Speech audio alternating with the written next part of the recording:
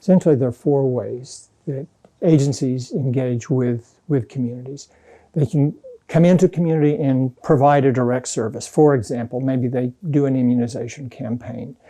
A negative example that comes to mind from years ago in Somalia, where there were a group of, there was an influx of refugees from Ethiopia, and people were sitting in the rain waiting for another group of people who were hired to set up their tents for them. So they were, it was a direct assistance that was being provided, and the refugees were completely left to the side.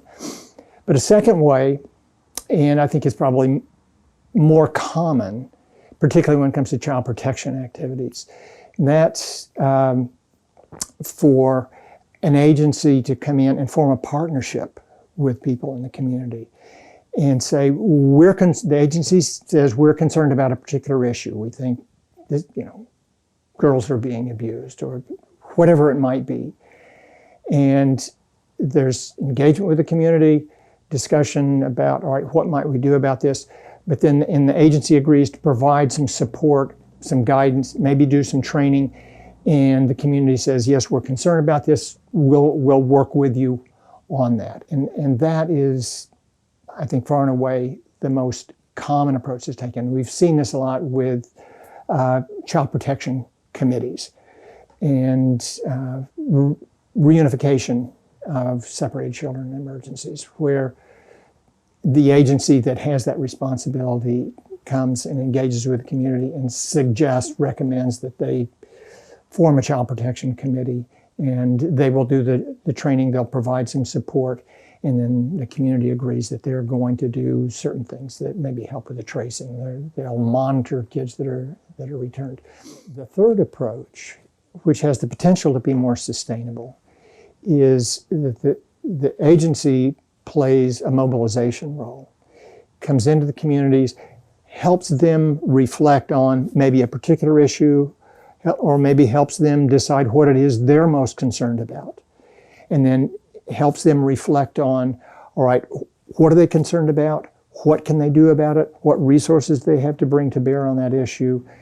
And the community is the one that takes the action. It decides what it's going to do, what it's not going to do, and continues that potentially over time. The agency doesn't come in and lead with money. It doesn't lead with the resources. If it does, it pushes it into that second kind of engagement, that partnership. And so we'll do this, you do that. But the third approach is really community-owned, community-led, community-managed. But the agency is playing a role of helping to spark that, helping bring it about. The fourth approach is where an agency comes in and finds a community already doing something that it values, that's important, and then it can provide a supportive role. It has to be done very carefully, though, because if it comes in and say, all right, we like this, we'll give you money, money can subvert the whole process. Not to say that money or some kind of resource can't be used, can't be brought in at a stage down the line, but if you lead with that, then that tends to disrupt the relationships, disrupt the commitment, the sense of ownership, and can undermine that. And I've seen that happen. We had supported in Zambia and in Malawi a number of community groups that were responding to the needs of children orphaned and made vulnerable by AIDS. And each community decided what it was they were going to do. In some cases, they developed a field. The chief set aside some land, they grew maize, they sold the maize, then they gave soap and notebooks to orphans and other vulnerable kids so they could have those. Others, they would do a big walk where they, say women from the community would walk through the area and they would be singing, chanting, and explaining to people that they were raising money, and they would get donations along the way, and then they would use that. Another community started a bakery. There are a variety of things that people did to raise the money. But it was, and once the community starts to take those kinds of actions, then it can be supported and sustained. But again, you don't lead with resources to bring that about. It may be training. It may not have anything to do with funding. It may be helping to make connections, helping link people at the community level that are concerned about a particular issue to a government agency that's able to provide them support, that can come in and do something that's worthwhile and build, their capacity, their agency to carry on with the activity. With the first approach, there really is no sense of community ownership. The agency comes in, provides a service, people benefit from the service. They may appreciate the service, but they recognize that it's the agency's service and the agency has the capacity to provide that. They potentially benefit from that. With the second approach, it's more nuanced. There is a sense of partnership with the agency. Yes, people in the community are concerned about that. They're willing to do certain things. And the agency will maybe provide them some training, maybe provide them some resources, and they will take action. So they're doing that because they care about the issue, they're concerned about the issue, but they are in a partnership. And their ongoing action in relation to that particular issue or problem depends on the partnership continuing, on those resources that are being provided, whether they're material, financial, training, otherwise. The third approach, though, really begins with the agency coming in and playing a role to help the community recognize that it does have a shared interest in responding to a particular issue. It's the community that has to decide what it is they're concerned about. So if the agency comes in to sell a particular issue and a particular approach to that, it's really the second approach.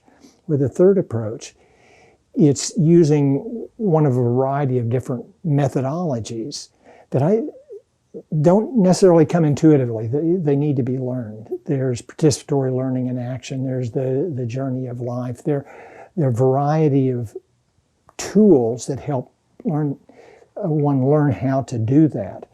But you're coming into the community and helping them reflect on what they're concerned about, what resources they have to bear to bring, what resources they have to bring to bear on that particular issue, and what they're willing to do over time.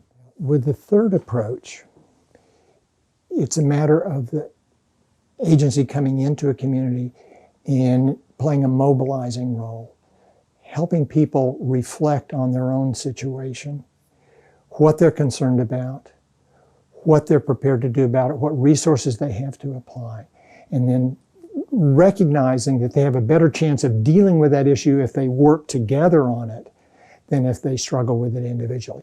For example, I saw this happen very effectively in Malawi, where an agency had been providing a range of services in one part of the country for children affected by AIDS. It was all working very well, but it was all very clear that that was all going to end when the agency moved, and their plan was to shift from one part of the country to another progressively in addressing these issues.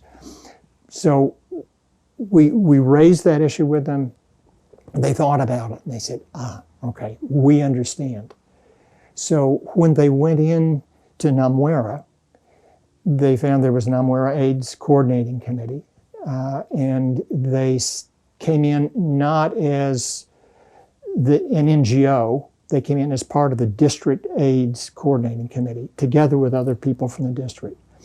And they said, we have 6 months that we can work with you on this issue. We're concerned about children being orphaned by AIDS. We think that this is a problem. Kids aren't going to school, variety of issues.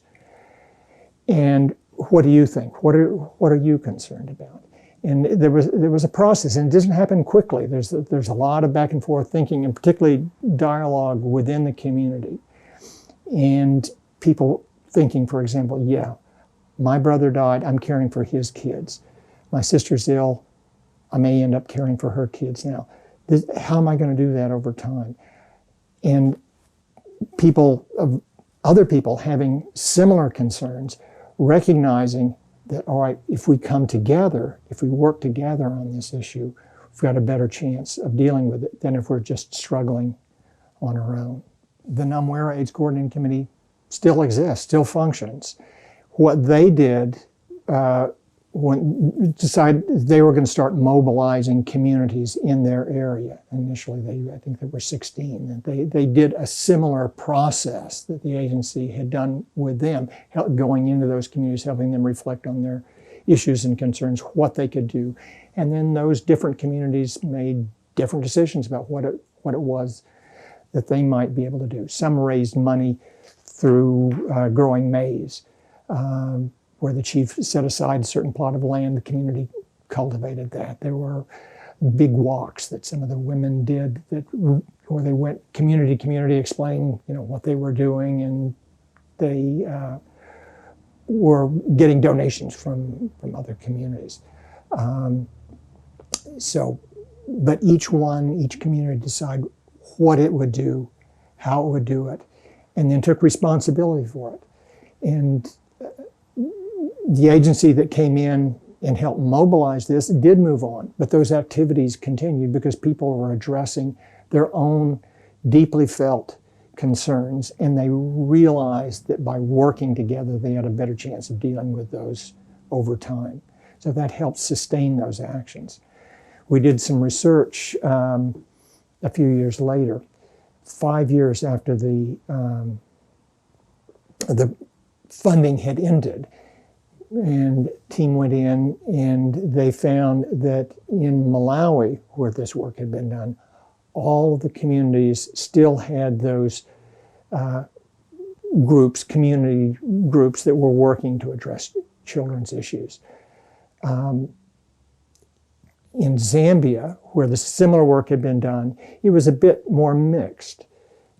In many of the communities, the work was still going on, but in others, it had come to a stop. And the reason it came to a stop is that someone saw these village orphans and vulnerable children committees and thought, this is great. If we just give them more money, they can do much more. So they began pushing money into those communities, and that really unintentionally, but it very effectively subverted the sense of community ownership, and things basically fell apart.